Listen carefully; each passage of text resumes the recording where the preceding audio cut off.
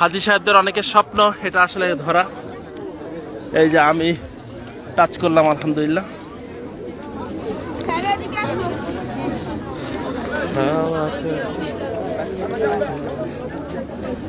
এটা ধরো, আমি ওকে ধরা দিচ্ছি। আসো আমি ধরা দিচ্ছি। আর একটা সাইড দাও তো, সাইড দাও। খালা আছেন? খালু কই? আসো আসো, বের হও বাবা, দুইজনে বের হও।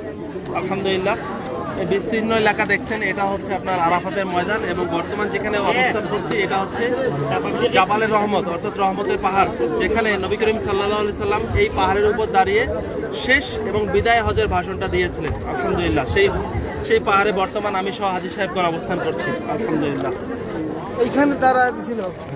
বাবা একটু